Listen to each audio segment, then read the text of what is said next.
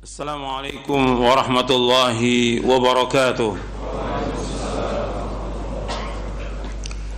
Innal hamdalillah nahmaduhu wa nasta'inuhu wa nastaghfiruh wa na'udzu billahi min shururi anfusina wa min sayyiati a'malina. May yahdihillahu fala mudilla lahu wa may yudlil fala hadiya lahu. Asyhadu an la ilaha illallah wahdahu la syarika lahu وأشهد أن محمدا عبده ورسوله يا أيها الذين آمنوا اتقوا الله حق تقاته ولا تموتن إلا وأنتم مسلمون يا أيها الناس اتقوا ربكم الذي خلقكم من نفس واحدة وخلق منها زوجها وبث منهما رجالا كثيرا ونساء واتقوا الله الذي تساءلون به والأرحام إن الله كان عليكم رقيبا يا أيها الذين آمنوا اتقوا الله وقولوا قولا سديدا يصلح لكم أعمالكم ويغفر لكم ذنوبكم ومن يطع الله ورسوله فقد فاز فوزا عظيما أما بعد فإن أصدق الحديث كتاب الله وخير الهدي هدي محمد صلى الله عليه وعلى آله وسلم وشر الأمور محدثاتها وكل محدثة بدعة وكل بدعة ضلالة وكل ضلالة في النار. Ma'asyiral muslimin rahimakumullah, kepada ikhwan dan akhwat yang hadir dalam kajian ini yang mudah-mudahan dirahmati oleh Allah Taala, dan kepada kaum muslimin yang mengikuti kajian ini di mana saja berada yang mudah-mudahan dirahmati oleh Allah Taala. Alhamdulillah, kita bersyukur kepada Allah Subhanahu wa taala atas segala nikmat yang Allah karuniakan kepada kita, nikmat Islam, nikmat iman, nikmat sehat, nikmat afiah. Dan kita bersyukur kepada Allah Subhanahu wa taala diberikan hidayah di atas Islam dan sunnah. Ini merupakan nikmat yang besar yang wajib kita syukuri, dan kita wajib untuk terus belajar, menuntut ilmu, membaca Al-Quran, membaca hadis-hadis Nabi yang sahih, memahaminya dengan pemahaman salafus saleh, dan kemudian kita mengamalkannya. Dan ini termasuk yang sering saya ulang, kita harus belajar, belajar, dan belajar. Karena dengan belajar itu banyak kita mendapatkan manfaat. Dengan belajar itu kita akan tambah dekat kepada Allah, tambah takut kepada Allah. Dengan belajar kita akan tahu tentang batas-batas agama ini. Banyak sekali, puluhan manfaat. Makanya harus terus untuk belajar. Dan nanti kalau kita sudah terus belajar, kita akan tahu bahwasanya kita ini pada hakikatnya nggak punya apa-apa, nggak punya ilmu. Itu untuk ingat tuh, yang terakhir saya sampaikan perkataan Syekh Bakar Abu Zaid tentang la takun aba shibr. Antum lihat catatan antum itu kajian kita terakhir itu. Jangan kalian menjadi Abu Shibr. Abu Shibr itu orang yang baru belajar sejengkal tapi dia sudah sombong. Shibr yang kedua, dia belajar lagi, dia tawadhu. Shibr yang ketiga, dia belajar sampai dia mengetahui bahwa dia tidak punya apa-apa. Sungguh-sungguh belajar. Sebab ini ilmu ini besar, dan kita wajib memuliakan ilmu. Maksudnya ilmu syar'i, Al-Quran wa sunnah ala fahmi salaf. Dan harus belajar, nggak boleh berhenti kita belajar. Siapa aja, saya dan antum sama sebagai talibul ilm. Saya dan antum sama sebagai talibul ilm. Harus terus belajar, harus menuntut ilmu, harus banyak membaca Al-Quran wa sunnah, dan terus baca. Makanya nasihat para ulama menyuruh kita untuk belajar. Nasihatnya Abdullah bin Mas'ud radhiyallahu an, ta'allamu fa idza 'alimtum fa'malu. Belajarlah kalian. Kalau kalian sudah tahu, amalkan. Disuruh kita untuk mengamalkan. Jadi ilmu yang kita pelajari ini untuk diamalkan. Ikhwan fillah, azakumullah.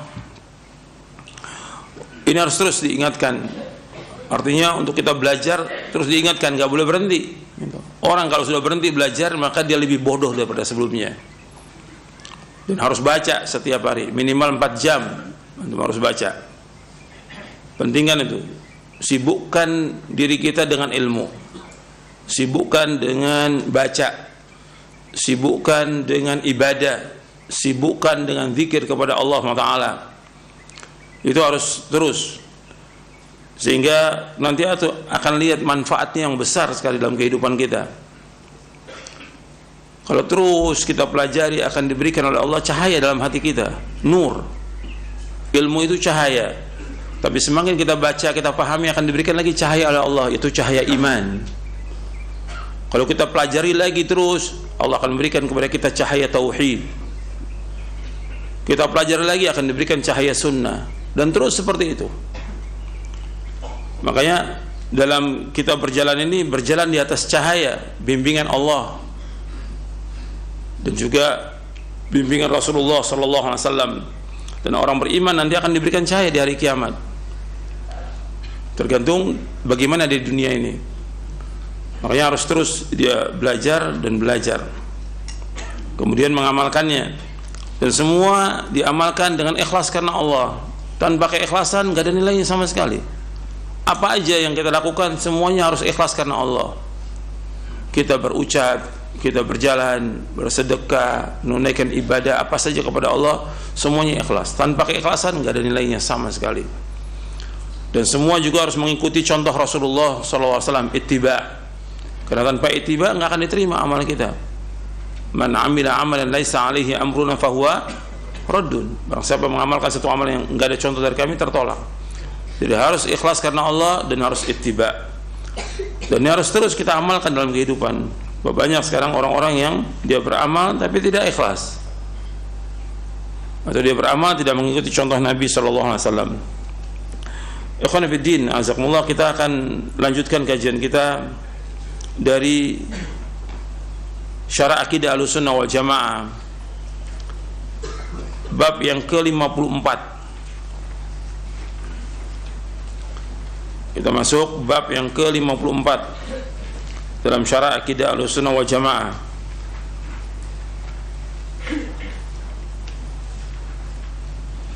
Kita masuk kepada hukum wasilah tawassul.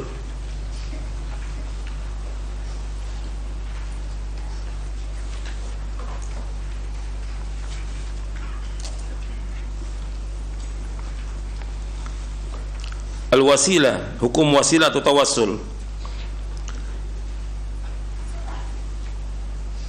Poin yang ke-54.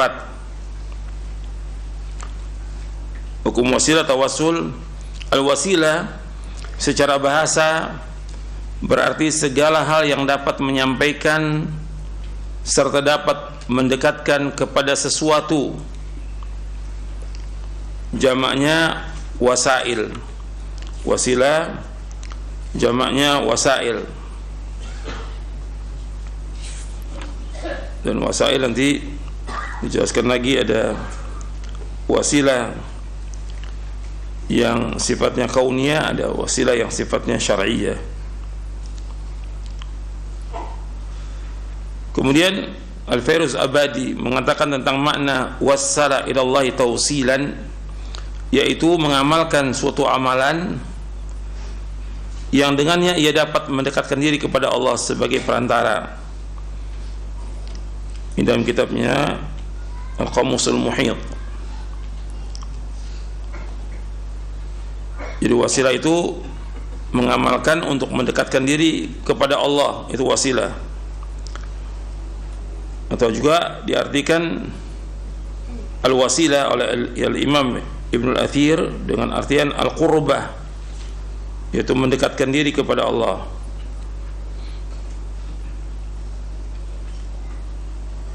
Kalau Fairuz Abadi menyebutkan wassala ila Allah Ta'ala tawsilan,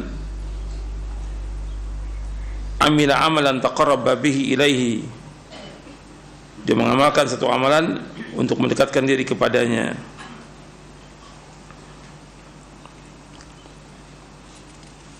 Al-wasilah dikatakan oleh Imam Ar-Raghib Al-Asfahani, at-tawassulu ila syai' bi raghbah, Artinya dia mencapai sesuatu dengan keinginan untuk mencapai sesuatu. Nanti disebutkan oleh Imam Qatadah dan yang lainnya, yang dimaksud dengan wasilah itu mendekatkan diri kepada Allah dengan ketaatan. Wasilah juga mempunyai beberapa makna, di antaranya kedudukan di sisi raja, itu juga dikatakan wasilah. Al-manzilah indal malik, dikatakan juga ad-darajah, itu makna wasilah. Dikatakan juga al-qurbah,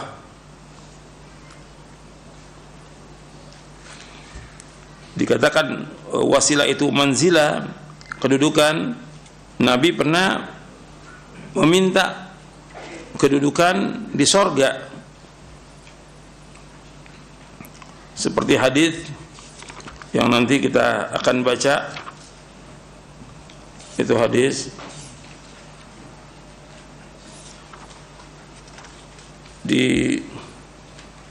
kalau di buku yang saya yang terbaru ini di halaman 442, yang cetakan yang terakhir, yang terbaru, cetakan yang ke-18. Nabi menyebutkan tentang makna wasilah dengan kalimat manzilah. Dari sahabat Abdullah bin Amr bin As radhiyallahu anhuma, ia mendengar Rasulullah bersabda, "Idza sami'tumul muadzina faqulu mithla ma yaqul, thumma sallu 'alayya, fa innahu man shalla 'alayya salatan sallallahu 'alayhi biha 'ashran, thumma sallallahu 'azza wa jalla liyal wasilata fa innaha manzilatun fil jannati la tanbaghi illa li'abdin min ibadillahi ta'ala wa arju an akuna anahu faman sa'ala liyal wasilata halat lahu syafa'ah." Rasulullah sallallahu alaihi wasallam bersabda, apabila kalian mendengar azan, maka ucapkanlah seperti apa yang diucapkan oleh muadzin. Kemudian bersalawatlah kepadaku, karena sungguhnya barang siapa yang bersalawat kepadaku sekali, maka Allah akan bersalawat kepadanya 10 kali. Kemudian mohonkanlah wasilah untuk aku. Jadi Nabi meminta kepada kita semuanya, mohonkanlah wasilah kepada Allah untuk aku, untuk Rasulullah. Maksudnya wasilah di sini itu derajat di sorga, karena ia adalah kedudukan dalam sorga. Karena wasilah itu merupakan kedudukan di dalam sorga yang tidak layak bagi seorang pun kecuali bagi seorang hamba dari hamba-hamba Allah, dan aku berharap akulah hamba tersebut. Oleh karena itu barang siapa yang memohonkan wasilah untuk aku, maka dihalalkan syafaatku baginya. Hadis ini sahih, diriwayatkan oleh Imam Muslim, Abu Daud, Tirmidzi dan Nasa'i. Jadi makna wasilah di sini yaitu al-manzilah, itu kedudukan. Kemudian wasilah secara syar'i. Kalau tadi secara bahasa, sekarang secara syar'i. Wasilah yaitu yang diperintahkan dalam Al-Quran adalah segala hal yang dapat mendekatkan seseorang kepada Allah Azza wa Jal, yaitu berupa amal ketaatan yang disyariatkan. Jadi wasilah itu adalah segala hal yang dapat mendekatkan seorang kepada Allah Azza wa Jal, yaitu berupa amal ketaatan yang disyariatkan. Itu yang dikatakan wasilah. Allah Subhanahu wa taala berfirman di dalam surah Al-Maidah ayat 35, "Ya ayyuhalladzina amanu taqullaha wabtagu ilaihil wasilata wajahidu fi sabilihi la'allakum tuflihun." Wahai orang beriman, bertakwalah kalian kepada Allah dan carilah wasilah, jalan untuk mendekatkan diri kepadanya, dan berjihadlah, berjuanglah di jalan Allah agar kamu beruntung. Surah Al-Maidah ayat 35. Allah menyebutkan dalam ayat ini, wahai orang beriman, bertakwalah kepada Allah. Ini perintah takwa banyak dalam Al-Quran. Begitu juga dalam hadis Nabi SAW, disuruh kita bertakwa kepada Allah Subhanahu wa taala. Kemudian wabtagu ilaihil wasilah, hendaklah kalian mencari wasilah, jalan untuk mendekatkan diri kepada Allah. wajahidu fi sabilihi, dan berjihadlah di jalan Allah, la'allakum tuflihun, agar kalian beruntung. Ibnu Abbas radhiyallahu anhu berkata, makna wasilah dalam ayat tersebut adalah peribadahan yang dapat mendekatkan diri kepada Allah, itu maksudnya al-qurbah. Demikian pula diriwayatkan dari Mujahid, Abu Wa'il, Al-Hasan, Abdullah bin Kathir, As-Suddi, Ibnu Zaid, dan yang lainnya. Qatadah berkata tentang makna ayat tersebut, taqarrabu ilaihi bi ta'atihi wal amal bima yurdi. Mendekatlah kepada Allah dengan mentaatinya dan mengerjakan amalan yang diridhoinya. Jadi maksudnya kita melakukan amal-amal soleh yang mendekatkan diri kita kepada Allah. Bukan kalimat wabtagu ilaihil wasilah, hendaklah kalian cari wasilah, perantara. Nah, orang memahami maksud wasilah perantara, arti carilah perantara. Jadi dipahami ayat ini oleh mereka bahwa cari perantara untuk mendekatkan diri kepada Allah, harus cari perantara. Perantara siapa? Bisa orang hidup, bisa orang mati. Nah, maka mereka datanglah ke orang-orang soleh atau wali-wali atau yang lainnya dengan menjadikan mereka sebagai perantara kepada siapa? Kepada Allah. Ini pemahaman yang salah, pemahaman yang batil, pemahaman yang sesat dan menyesatkan. Sebab maksud dari ayat ini dijelaskan oleh sahabat, tabi'in, tabi'ut. Para mufassir menjelaskan ini. Yang dimaksud dengan carilah kepada Allah wasilah, maksudnya carilah jalan untuk mendekatkan diri kepada Allah, maksudnya melaksanakan ketaatan. Maka dijelaskan oleh Imam Qatadah rahimahullah, taqarrabu ilaihi bi ta'atihi wal amal bima yurdi. Mendekatkan, artinya mendekatlah kepada Allah dengan mentaatinya, wal amal bima yurdi, dan mengerjakan amal yang diridhai oleh Allah. Bukan cari perantara dari makhluk, bukan cari perantara dari makhluk, bukan. Nah, itu yang mereka lakukan dengan istilah tawassul kepada orang-orang yang mati. Ini perbuatan yang mereka, kalau mereka minta kepada penghuni kubur itu, ya jadinya syirkun akbar. Dan kalau kita lihat orang-orang jahiliyah, mereka juga tawassul kepada siapa? Kepada berhala. Dan tujuan mereka untuk mendekatkan diri mereka kepada siapa? Kepada Allah. Nah, sekarang apa bedanya kalau orang-orang kemudian menjadikan penghuni kubur sebagai perantara? Apa bedanya dengan orang-orang musyrikin, kafirin, yang mereka ketika ditegur tidak boleh menyembah berhala, mereka mengatakan ma na'buduhum illa liyuqarribuna ilallahi zulfa. Di dalam surah Az-Zumar di ayat 3, surah 39 ayat 3, kami tidak menyembah mereka, tapi kami menginginkan untuk mendekatkan diri kami kepada Allah dengan sedekat-dekatnya. Dengan perantara apa? Ya berhala-berhala itu.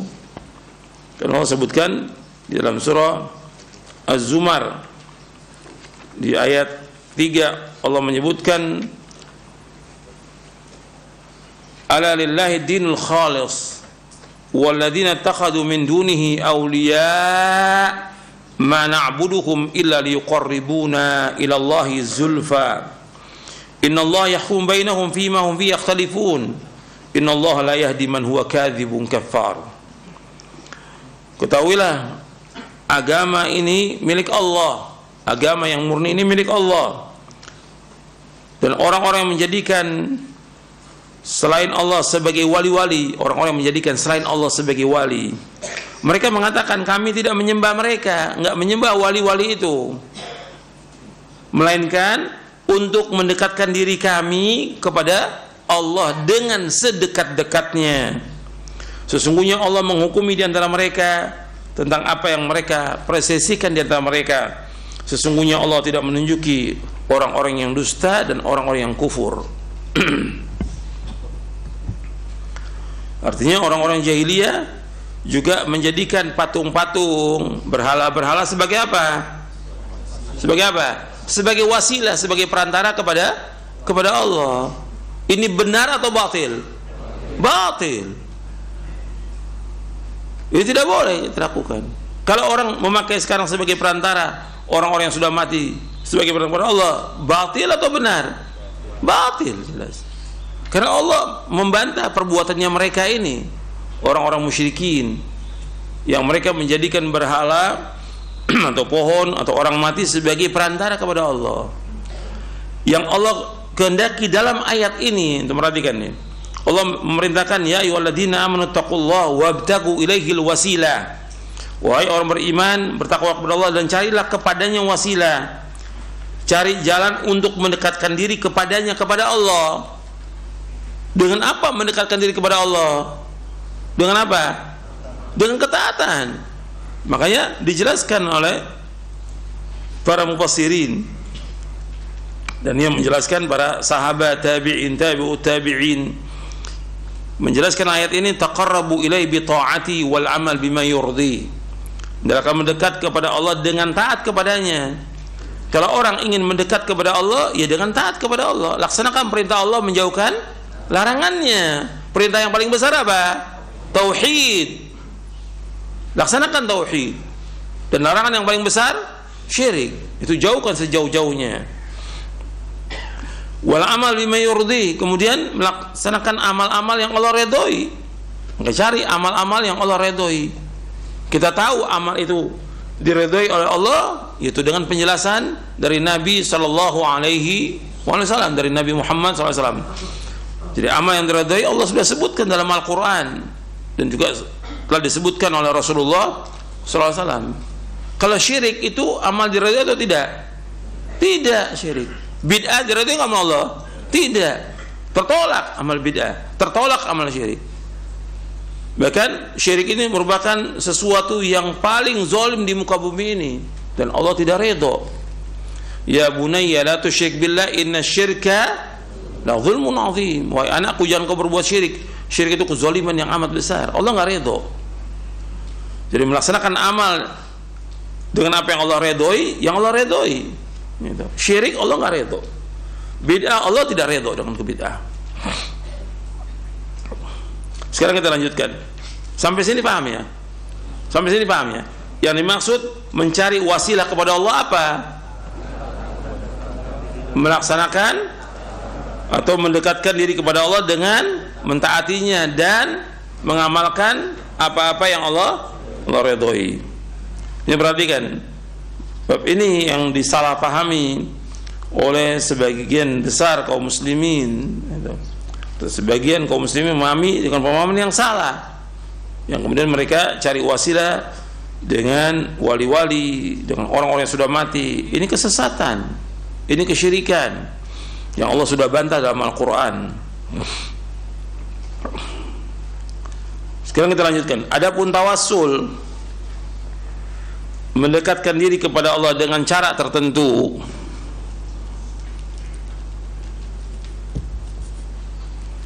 adapun tawassul dengan mendekatkan diri kepada Allah dengan cara tertentu,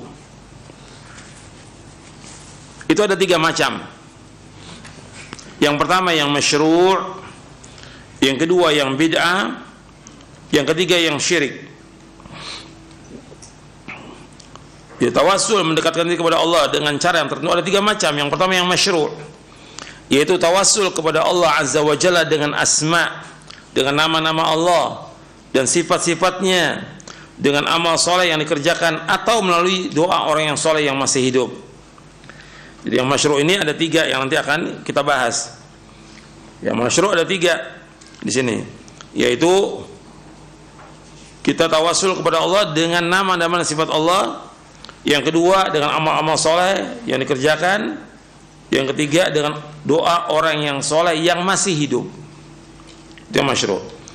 Yang kedua yang bid'ah, dan ini akan dibahas nanti di sini. Yang bid'ah ada di sini, yaitu mendekatkan diri kepada Allah Azza wa Jalla dengan cara yang tidak disebutkan dalam syariat, seperti tawassul dengan pribadi para nabi dan orang-orang soleh, dengan kedudukan mereka, kehormatan mereka dan sebagainya, yang nanti akan ada penjelasannya di bab ini. Kemudian yang ketiga yang syirik, bila menjadikan orang-orang yang sudah meninggal sebagai perantara ibadah, termasuk berdoa kepada mereka, meminta hajat dan memohon pertolongan kepada mereka. Ini masuk kepada yang syirik, dan insya Allah nanti kita akan bahas. Sekarang kita akan bahas yang masyru' dulu. Jadi tawassul itu ada 3 macam, ada yang masyru', ada yang bid'ah, ada yang syirik. Sekarang kita bahas yang masyru', yang disyariatkan. Tawassul yang masyru' yang disyariatkan ada 3 macam. Yang pertama, tawassul dengan nama-nama dan sifat-sifat Allah Subhanahu wa taala.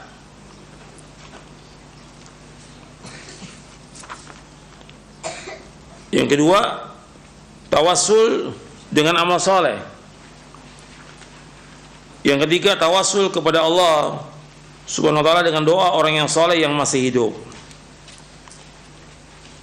Sekarang kita bahas yang pertama, ya, tawassul yang masyru' yang disyariatkan. Yang pertama, ini ada 3 macam. Tawassul yang masyru' ada 3 macam. Yang pertama, tawassul dengan nama-nama dan sifat-sifat Allah Subhanahu wa taala, yaitu seseorang memulai berdoa kepada Allah dengan mengagungkan, membesarkan, memuji, mensucikan zatnya yang maha tinggi, nama-nama yang indah dan sifat-sifat yang tinggi, kemudian berdoa dengan apa yang dia inginkan, dengan menjadikan pujian, pengagungan dan pensucian ini hanya untuk Allah SWT, sebagai wasilah kepadanya agar Allah Ta'ala mengabulkan doa dan permintaannya, sehingga dia pun mendapatkan apa yang dia minta kepada Rabbnya. Jadi seorang itu berdoa kepada Allah dengan mengagungkan, membesarkan, memuji, mensucikan Allah yang maha tinggi, kemudian juga mensucikan nama-namanya yang indah, sifat-sifat yang tinggi, kemudian berdoa dengan apa yang ia inginkan, dengan menjadikan pujian, pengagungan dan pensucian ini hanya untuk Allah SWT, sebagai wasilah kepadanya agar Allah Ta'ala mengabulkan doa dan permintaannya, sehingga dia pun mendapatkan apa yang dia minta kepada Rabbnya. Dalilnya dari Al-Quran tentang tawassul yang masyru' ini adalah firman Allah Ta'ala. Allah berfirman dalam surah Al-A'raf ayat 180, walillahil asma'ul husna fad'uhu biha wa dharul ladina yulhiduna fi asma'i sayujzawna ma kanu ya'malun. Dan Allah memiliki asma'ul husna, nama-nama yang terbaik, nama-nama yang indah, maka mohonlah kepadanya dengan menyebut asma'ul husna itu, arti dengan nama-nama Allah, dan tinggalkanlah orang-orang yang menyalahartikan nama-namanya. Mereka kelak akan mendapatkan balasan terhadap apa yang telah mereka kerjakan. Surah Al-A'raf ayat 80. Kemudian selanjutkan, seorang mukmin diperintahkan oleh Allah Azza wa Jalla untuk berdoa hanya kepadanya. Seorang mukmin diperintahkan oleh Allah Azza wa Jalla untuk berdoa hanya kepadanya.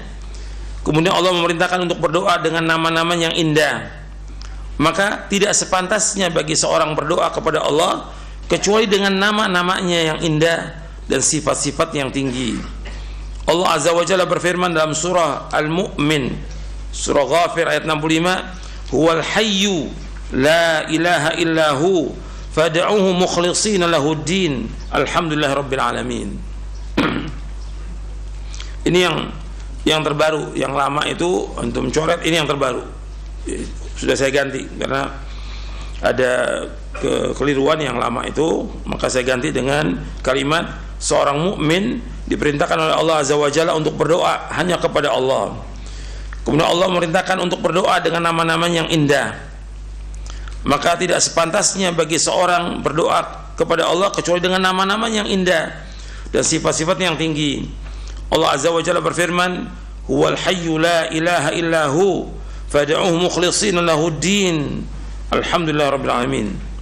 Dalam surah Al-Mu'min ayat 65, dialah Allah yang hidup kekal, tidak ilah yang berhak diibadahi melainkan hanya Allah. Maka berdoalah kepadanya dengan tulus ikhlas, beragama kepadanya. Segala puji bagi Allah, Rabb seluruh alam. Allah menyebutkan, disuruh kita untuk berdoa dengan nama-nama yang indah dan sifat-sifatnya yang tinggi. Kemudian contoh-contohnya ada di sini sebutkan.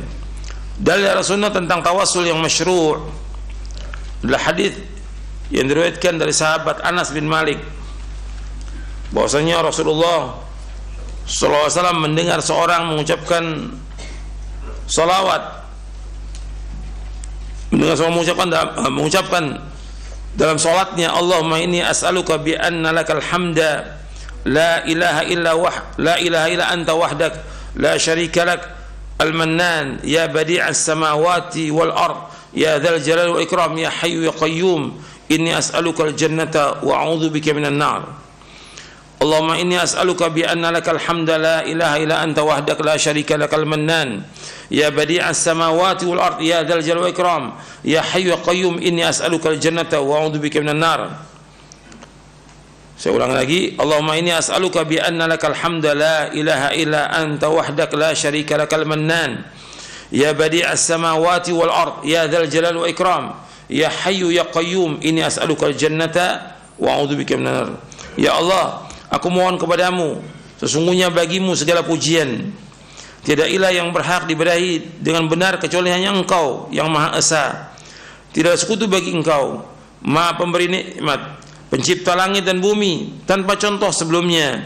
Ya Rabb yang memiliki keagungan dan kemuliaan, Ya Rabb yang Maha hidup, Ya Rabb yang mengurusi segala sesuatu, sesungguhnya aku mohon kepadamu agar dimasukkan ke dalam sorga dan aku berlindung kepadamu dari siksa neraka.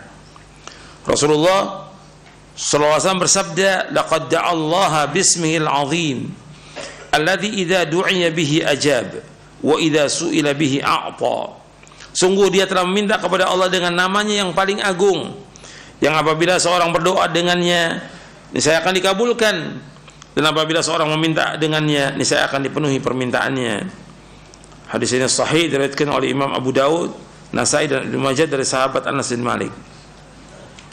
Artinya ini bisa kita baca ketika di tasyahud akhir, karena tasyahud akhir itu tempatnya berdoa. Kan membaca ini. Jadi di sini kita menyebut nama-nama Allah, sifat-sifatnya, kita memuji Allah SWT. Kemudian baru setelah itu kita minta.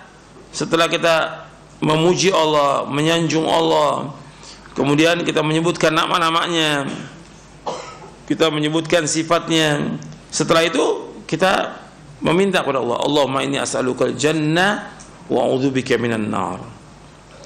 Maka kata Nabi, sungguh orang itu telah minta kepada Allah, telah berdoa kepada Allah dengan nama Allah yang Maha Agung, yang apabila orang berdoa dengannya Allah akan kabulkan, dan apabila dia minta Allah akan penuhi permintaannya. Begitu juga yang sering kita baca, ya hayyu ya qayyum bi rahmatika astaghitsu aslih li sya'ni kullahu wa la takilni ila nafsi tarfata 'ainin. Di sini kita menyebut ya hayyu ya qayyum, ya Allah yang Maha hidup, yang berdiri bi rahmatika, dengan rahmatmu, astaghitsu, aku minta tolong di saat sulit, aslih li sya'ni kullahu, ya Allah bereskan semua urusanku semuanya, perbaikilah segala urusanku semuanya, wala takilni ila nafsi tarfata 'ainin, dan jangan kau serahkan urusanku kepada diriku meskipun hanya sekejap mata tanpa mendapatkan pertolongan darimu. Hadis ini hasan, diriwayatkan oleh Imam Nasai dalam Amal Yaum wal Laila, Al-Bazzar dan Hakim. Hadis ini hasan. Artinya kita menyebut nama-nama dan sifat-sifat Allah Subhanahu wa ta'ala.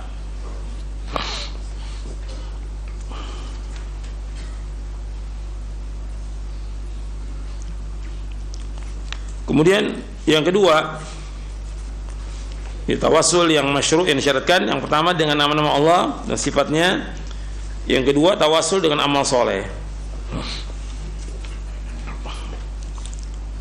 Tawassul dengan amal soleh.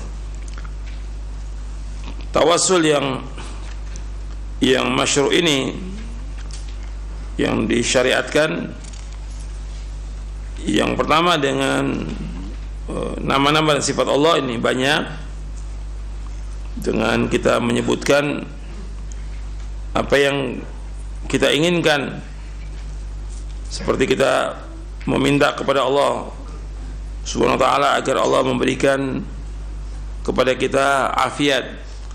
Seperti Allahumma inni as'aluka bi annaka antar rahmanur rahim al-latiful khabir an tu'afiyani. Atau juga kita boleh minta Allahumma inni as'aluka bi rahmatika allati wasi'at kulla syai'in an tarhamani wa taghfir li. Jadi kita nyebut nama Allah, kemudian kita minta ampun.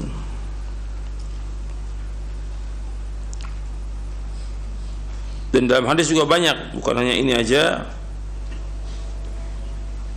Seperti Nabi juga pernah berdoa, Allahumma bi'ilmikal ghaib, ya Allah dengan ilmu yang ghaib, wa qudratikal khalq ahyini ma'alimtal hayata khairli wa tawaffani idza kanatil wafatu khairli.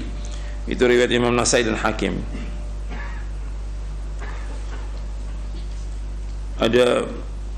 Ada berapa yang disebutkan, di antaranya yang juga yang bagus antum baca seperti Allahumma inni abduka wa ibnu abdika wa ibnu amatik nasiyati biyadik madin fi hukmuk adlun fi qada'uk as'aluka bi kulli ismin huwa lak sammaita bihi nafsak aw anzalta fi kitabik aw 'allamtahu ahadan min khalqik aw ista'tharta bi fi ilmi al-ghaib 'indak an taj'al al-qur'ana rabi'a qalbi wa nura sadri wa jala'a huzni wa dhahaba hammi. Kemudian kata Nabi, illa adhaballahu hammahu wa huznahu wa abdalahu makanahu faraja. Ini hadis riwayat Imam Ahmad, Hakim dan yang lainnya dengan sanad yang sahih. Jadi kata Nabi, man kathura hammuhu, barang siapa yang banyak kesedihannya, maka dia berdoa, Allahumma inni abduka, ya Allah sungguhnya aku hambamu, wa ibnu abdika, dan anak dari hambamu, wa ibnu amatik, dan hamba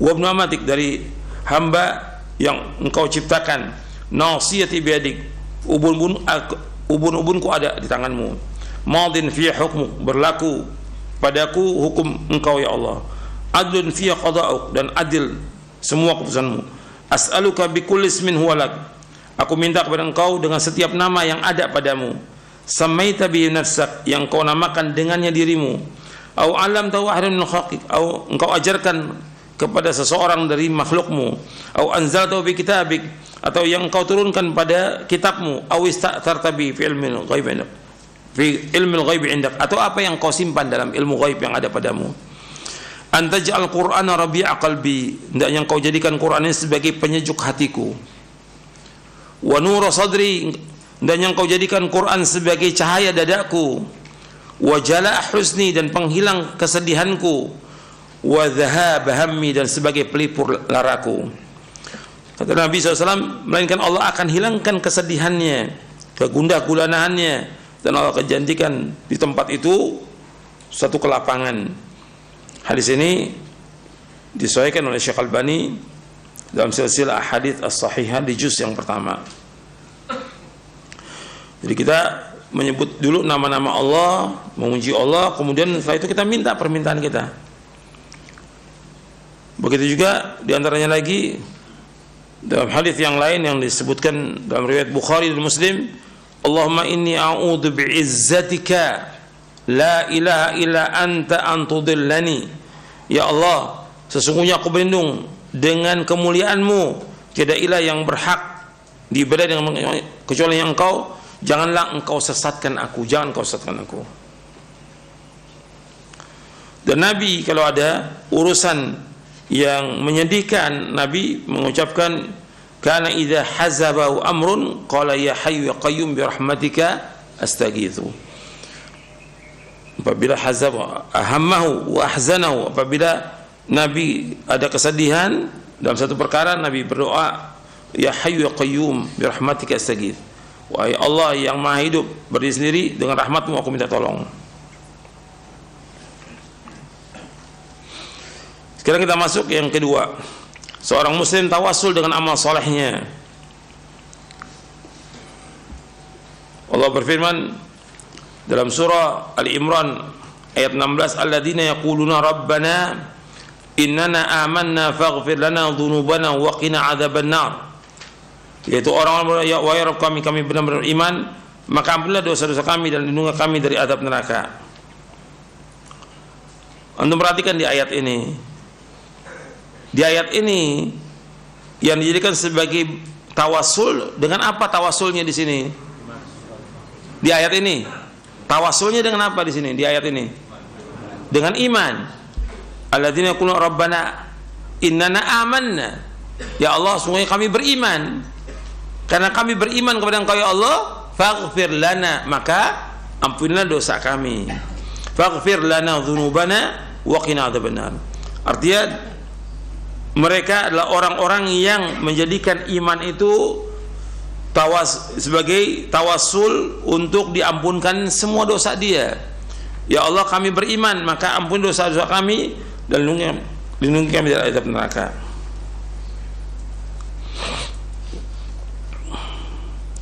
Seperti juga di surah Ali Imran juga yang Allah sebutkan di ayat 193 194.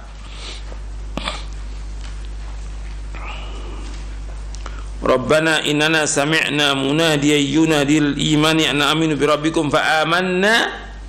Setelah itu apa? Rabbana faghfir lana dzunubana wa kaffir 'anna sayyi'atina wa tawaffana ma'al abrar. Wahai Rabb kami, sesungguhnya kami mendengar orang yang menyeru untuk menyeru kepada iman, agar kalian beriman kepada Rabb kalian. Fa amanna, kami beriman. Rabbana faghfir lana, dengan iman kami wahai Rabb kami ampun dosa kami. Faghfir lana dzunubana wa kaffir 'anna sayyi'atina, dan hapuskanlah kesalahan-kesalahan kami. Wa tawaffana ma'al abrar, dan wafatkan kami bersama orang-orang yang baik.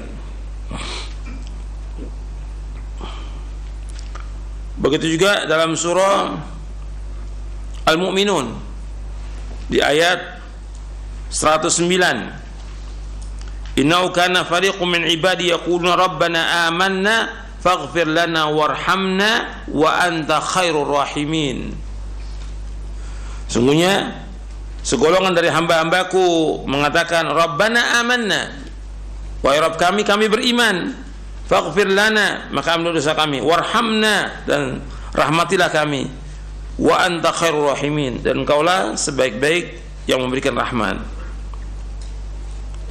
Dan ini banyak ayat-ayat yang seperti ini, menjadikan iman sebagai apa? Sebagai wasilah. Kemudian juga dari yang lain, yaitu kisah 3 orang yang terperangkap di dalam goa. Mereka tawassul kepada Allah Azza wa Jalla.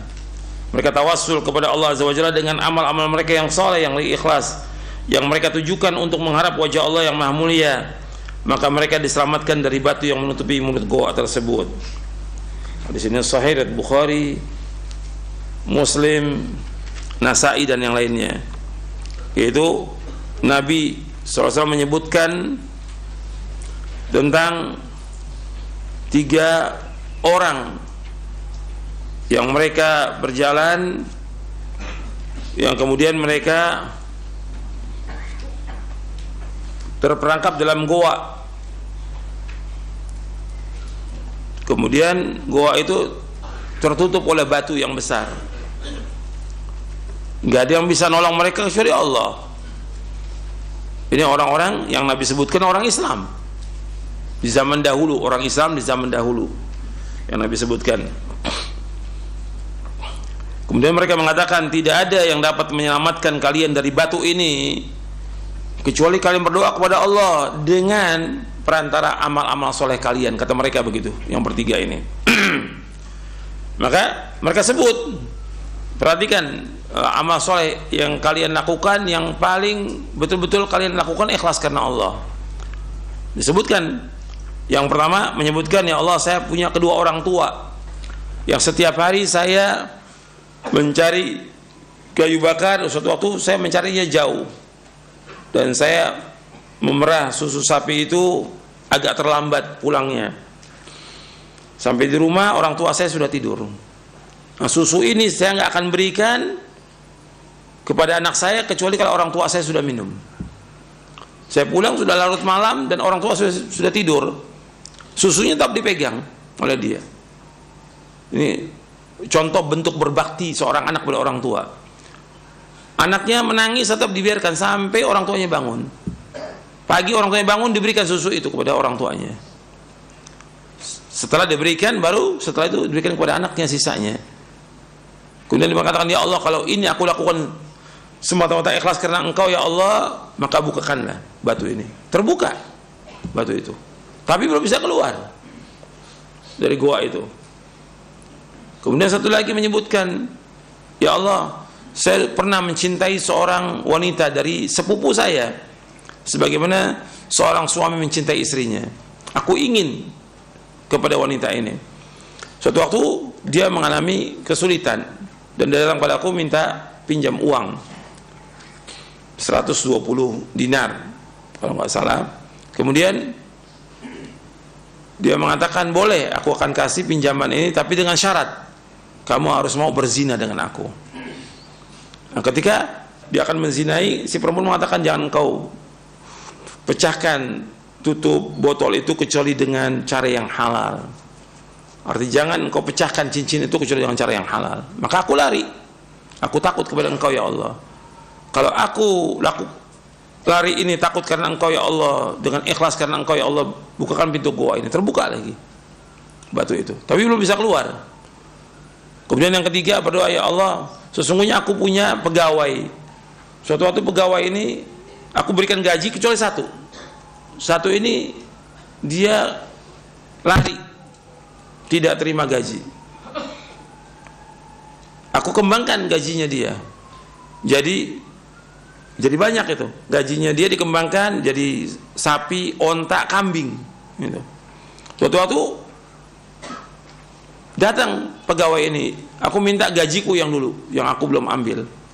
Kata si majikan, itu gaji kamu tuh sudah jadi satu lembah, kambing, onta dan sapi. Kata dia, jangan kau mengecek aku tidak mengecek, kamu ambil, bawa semuanya. Dibawa. Si majikan mengatakan, ya Allah, kalau aku lakukan ini, mengembangkan harta dari pegawaiku ini karena Engkau ya Allah, maka bukan itu. Terbuka. Artinya semuanya mereka tawasul dengan apa di sini? Dengan amal soleh yang paling ikhlas mereka akan karena Allah. Terbuka.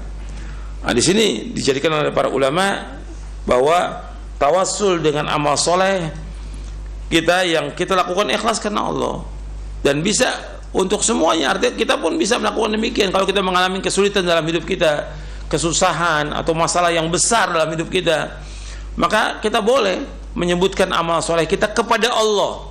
Perhatikan, ini menyebutkan amal solehnya bukan kepada manusia, menyebutkannya kepada siapa? Kepada Allah, yang Allah yang maha tahu. Untuk antum bangun tengah malam, ya Allah, saya pernah berbuat demikian ya Allah kepada orang, saya sedekah, yang sedekah itu saya ikhlas, saya mohon kepada Engkau ya Allah, dengan sedekah ini berikan jalan keluar dari urusan saya ya Allah, mudahkan semua urusan saya. Itu dia minta dengan perantaraan amal soleh dia yang ikhlas karena Allah.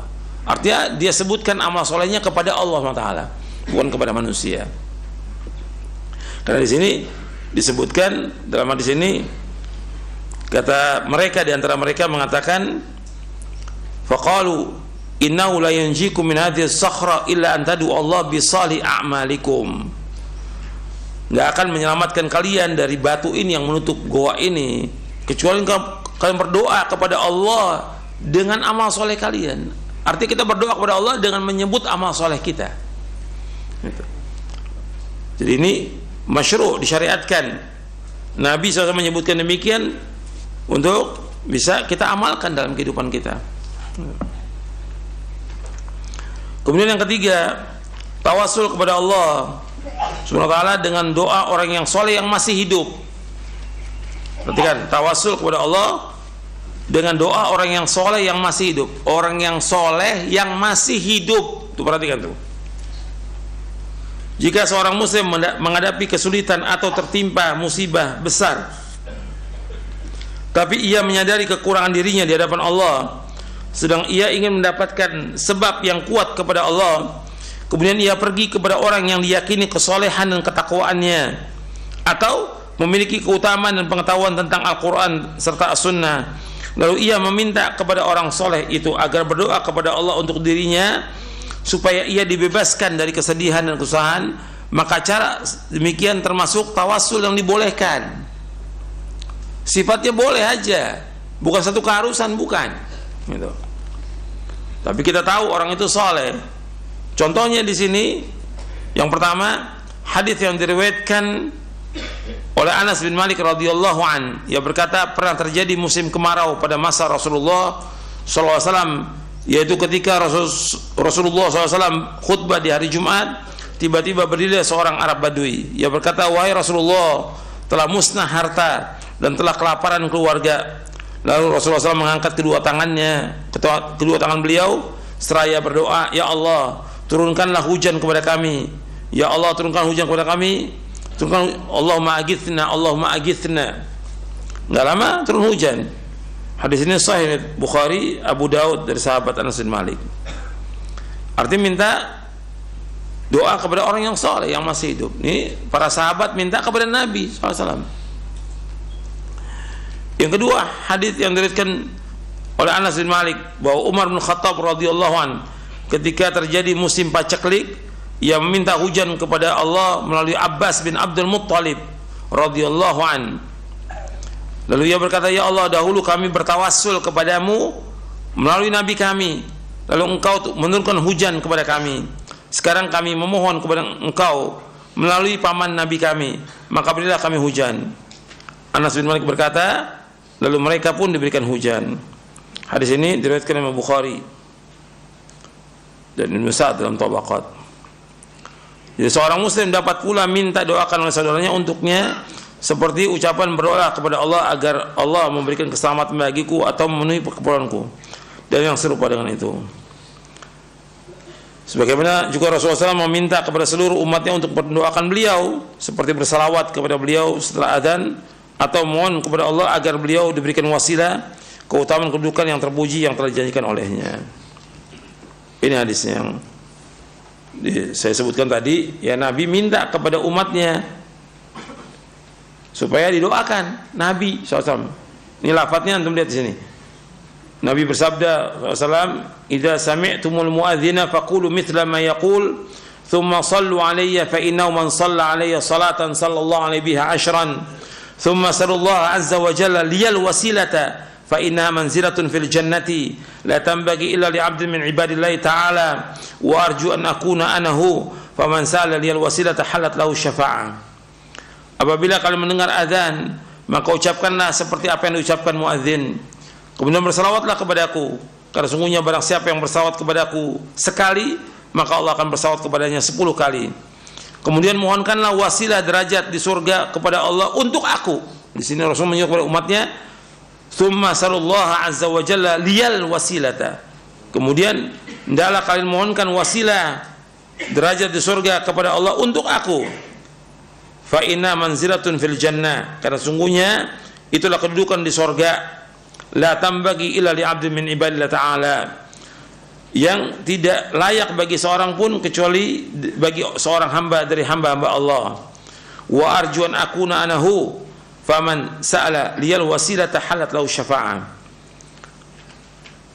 Kata Nabi SAW bahwa aku berharap akulah hamba tersebut. Oleh karena itu barang siapa mohonkan wasilah untukku, maka dihalalkan syafaatku baginya. Doa yang dimaksud doa sudah adzan, Allahumma rabb hadhihi da'wati tammah was salatil qa'imah ati Muhammadanil wasilata wal fadilah wa ba'athu maqaman mahmudan alladhi wa'adta. Ya Allah, Rabb pemilik panggilan sempurna dan salat wajib yang akan didirikan, berilah wasilah kedudukan di surga dan keutamaan kepada Nabi Muhammad SAW. Bangkitkanlah beliau sehingga dapat menempati makam terpuji yang telah engkau janjikan. Hadis ini sahih dari Imam Bukhari, Abu Daud, Tirmidzi, Nasa'i dan Ibnu Majah. Untuk yang ketiga ini perhatikan, tawassul dengan doa orang yang soleh yang masih hidup. Ini sifatnya mubah, boleh aja. Tapi kita lihat kembali kepada contoh. Untuk masalah-masalah yang besar, mereka datang kepada Nabi seperti kemarau. Begitu juga setelah wafatnya Nabi SAW, nggak ada sahabat yang datang ke kuburan Nabi minta, nggak ada.